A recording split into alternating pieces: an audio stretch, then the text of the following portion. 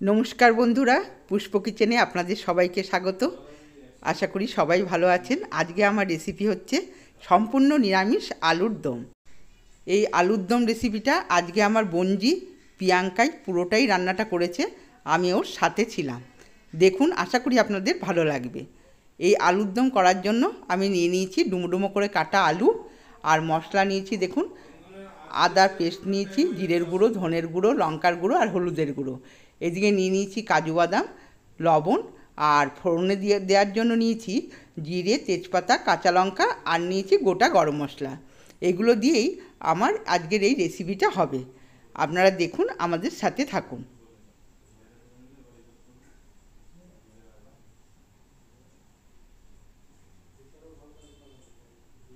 প্রথমেই কড়াইতে সর্ষের তেল দিয়ে দেওয়া হয়েছে।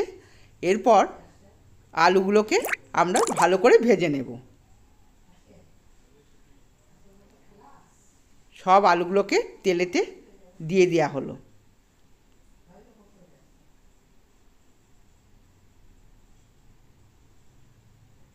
এবার দেওয়া হলো সামান্য লবণ আর সামান্য হলুদ। হলুদ আর লবণটা দিয়ে আলুগুলোকে সুন্দর করে লাল করে ভেজে নিতে হবে। আলুর দমের আলুগুলো যত সুন্দর করে ভেজে নেওয়া হবে আর তরকারিটাও তত সুন্দর খেতে লাগবে। এবার দেখুন, আলুটা ভাজা হচ্ছে আর এদিকে একটা মশলার পেস্ট বানিয়ে নেওয়া হচ্ছে।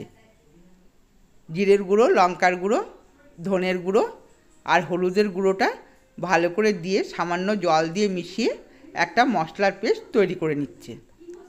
কিছুটা আদার পেস্টও এর মধ্যে দেওয়া হলো।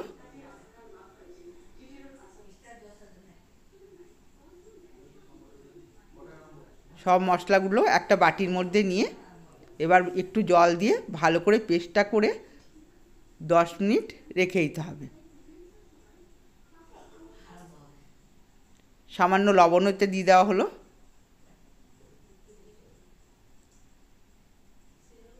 এইভাবে মশলা করে রেখে দিলে মোটামুটি 5-10 মিনিট যদি রেখে দেওয়া হয় তরকারিতে স্বাদটাও খুব ভালো ওঠে, মশলাটা ভিজে যায়।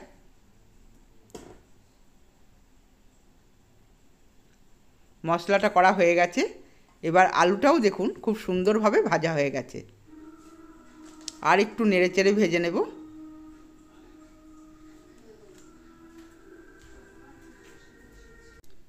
আলুগুলো সব ভাজা হয়ে গেছে। এবার আলুগুলোকে তুলে নেওয়া হলো। তেলটাকে ভালো করে ঝরিয়ে আলুগুলোকে তুলে নিতে হবে।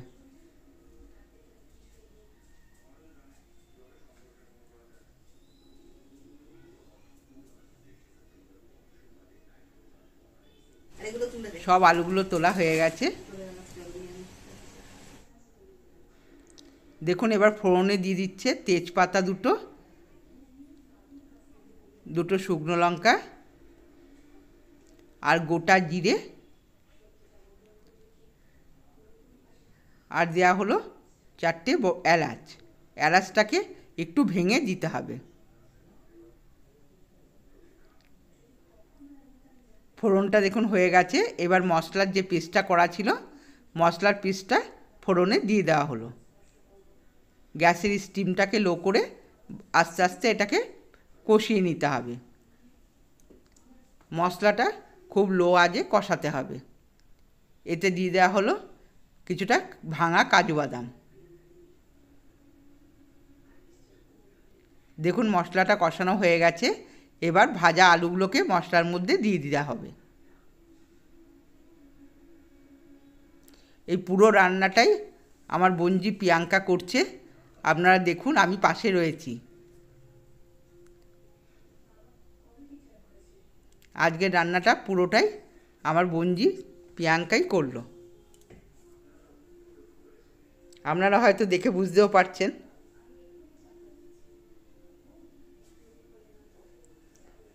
আলুটা মশলার সাথে ভালো করে কষিয়ে নেওয়া হলো। এবার দেওয়া হলো পরিমাণ মতো গরম জল। জলটা অবশ্যই গরম জল দিতে হবে, খুব বেশি জল দেওয়া চলবে না। আলুটা ভাজতে ভাজতেই অনেকটাই নরম হয়ে গেছে। এবার যেটুকু প্রয়োজন পরিমাণ মতো জলটা দিতে হবে। 5 মিনিট ঢাকা দিয়ে রেখে দেবো। 5 মিনিট পর ঢাকা খুলে দেখুন ঝোলটা ফুটে গেছে। এইটুকু ঝোল রাখতে হবে, কেননা আলুতে ঝোলটা টেনে নেবে। এবার দিয়ে দেওয়া হলো 1/2 চামচ গরম মশলার গুঁড়ো আর 1/2 চামচ ঘি।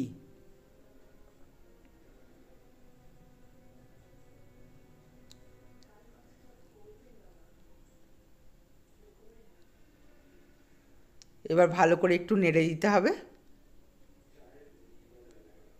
দেখুন রান্নাটা আমার কমপ্লিট হয়ে গেছে। এবার গ্যাসটাকে বন্ধ করে আমি 5 মিনিট ঢেকে রেখে দেব। এই যে আমার নিরামিষ আলুর দম রেডি।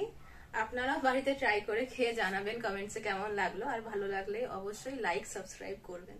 Thank you. আমার চ্যানেলের যারা নতুন বন্ধু আছেন তাদেরকে সাবস্ক্রাইব করে দেওয়ার অনুরোধ রইল, আর পুরনো বন্ধু যারা আছেন তাদেরকে আমার পাশে থাকার জন্য অসংখ্য অসংখ্য ধন্যবাদ।